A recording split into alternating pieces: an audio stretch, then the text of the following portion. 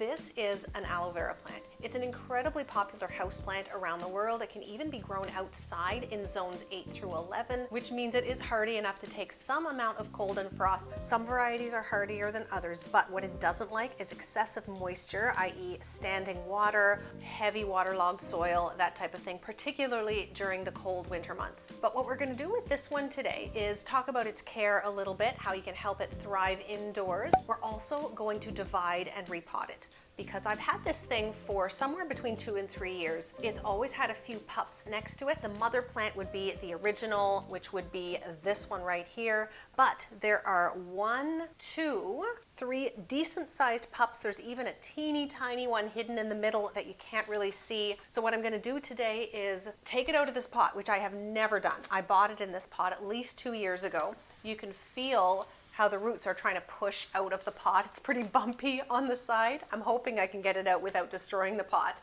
My plan is to repot the mother plant into this same pot, and I have 3 slightly smaller pots that I'm going to put the decent size pups in, and the teeny tiny one in there is going to stay attached to one of them. Which one we'll have to see when we have a look at the roots. First thing I'm going to do is actually trim off some of these dead ends. This thing can be pretty treacherous, actually, because it's so big. It can be very easy to poke yourself in the eye. I say that because I've done that. It was an impulse purchase a couple of years ago, but it has become one of my favorite houseplants.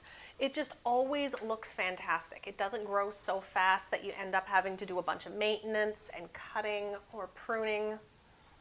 There, I think that will do it. Okay.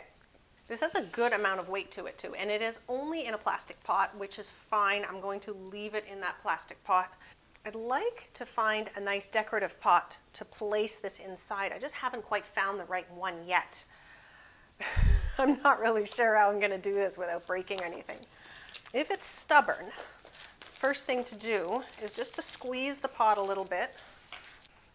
I don't have a tray or anything under here, but I'm not expecting too much of the soil to fall away. Oh, we got it.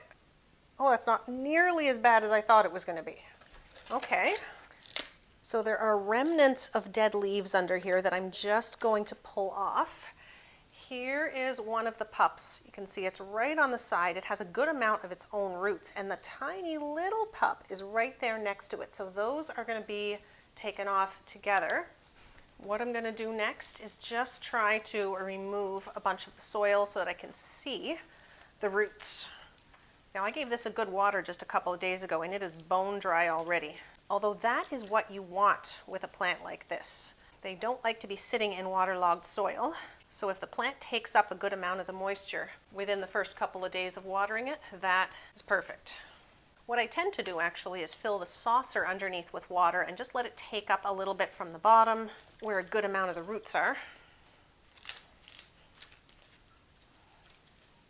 I'm just pulling off. There are some dried up remnants of old leaves under there that I'm pulling off and taking off as much of the soil as I can, which isn't a lot.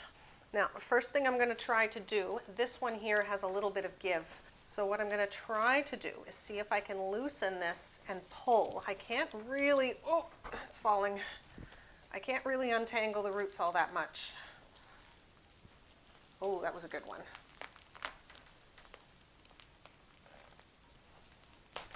Oh, there we go. There is one. Lovely. There is 2. And this is the one. You might be able to see that other little pup right there that I'm going to try to keep attached to this third one.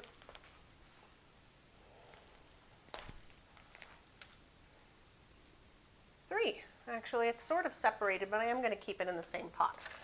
Well, that was way easier than I expected. So here is, that's still so heavy. Here is our mother plant. It has so many leaves, which makes it a little bit top heavy. But yeah, I'm just going to get it right back into the same pot. Trying my best not to break any leaves. I'm gonna put an inch or so of fresh soil in the bottom just for the roots. Then I'm gonna put this in just like that and top it off. So because it's half cactus mix with a good amount of extra vermiculite in there, it's gonna be very free draining, but I will still only water this. Oh, I made such a mess. I'm still only gonna water this roughly once a month. And I'm not going to compact this down too much. I'm just shaking it to relieve any air pockets. And whoops, I'm going to stab myself with a leaf. There we go. You may see some brand new pups popping up at some point over the next growing season. In fact, I hope I do. I was always tempted to actually just repot it into a bigger pot and leave it as one big clump. But I was curious to see if dividing them would make it produce a few more pups, and I'd kind of like to sell these 3 offshoots and just keep the bigger one for myself. So that is the plan. We have a few months, probably 4 or 5 months, until market season starts back up again, so it gives them plenty of room to develop a nice root system, put on a little bit of growth, and maybe produce a few little offshoots or pups of their own too in the meantime. Now, these smaller pots are maybe half the size of the pot that the mother plant is in. It might be a tiny bit too big. It's a very free draining soil though, so I'm sure it will be fine, but I will keep an eye on it to make sure that it doesn't stay too wet.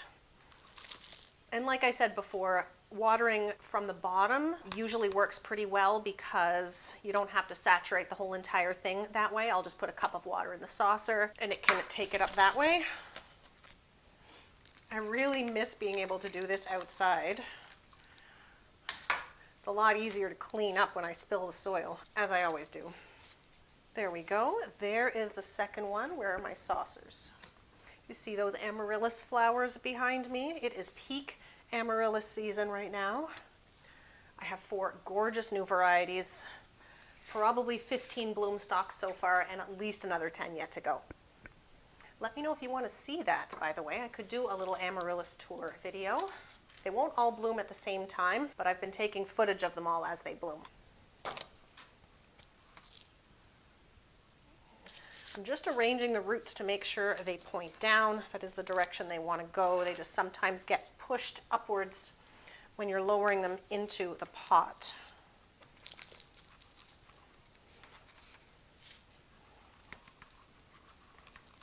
There is 2.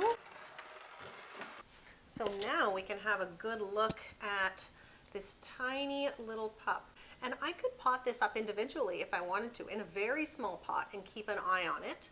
But as far as I can tell, it's still attached from the root. It's not attached by the stem, but it's attached from the root. I'm just going to pull it over and make sure to give it a little bit more space, but I am going to keep it attached to this one. This is the last one. Aloe Vera gel is well known for making topical medications that are used to treat all sorts of skin conditions, and that's never something that I have tried, but I would like to try that at some point this coming season.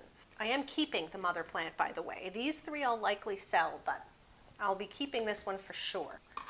But of course, it all depends on how well these grow now that I've so rudely ripped them apart. But I'm sure once the roots settle in, I'll see some new growth and they'll end up being happier in the long run. These usually live in a quite sunny east-facing window, and east is where the sun rises, so it gets a good amount of direct sunlight first thing in the morning. Of course, in the summer, it gets a lot more sun than in the winter, and right now we are only a few days past the shortest day of the year. Oh my. Okay, the other ones were pretty stable. This one is not so much. I'm not going to compact the soil too much. I'll likely just give this a stake or some kind of support. Oh, it's actually okay now. And this little pup, it has fallen over a little bit, but it will stand itself up. That's not a problem. There, so each one of these had a good solid root system, so I have no doubt that they'll be just fine. They're already a really good size, so they were more than ready for their own pots. Now I mixed some all-purpose soil into this just to give it a little bit more nutrition. than what the cactus mix had. It will do just fine with cactus mix, but still I find a little bit more nutrition doesn't seem to hurt it. I mean, they were really happy with the routine it had, which was to fertilize it with a half-strength fertilizer, just a regular all-purpose, about, it's going, about once a month. And in the winter, I might skip 1 or 2 months. I'm definitely gonna have to prop that up against something. So I'm going to go find a small stake, or at the very least, maybe even a chopstick, to keep this thing from falling over. Thank you so much for watching. Don't forget to subscribe while you're here, and I will see you on the next one. Yes, there we go.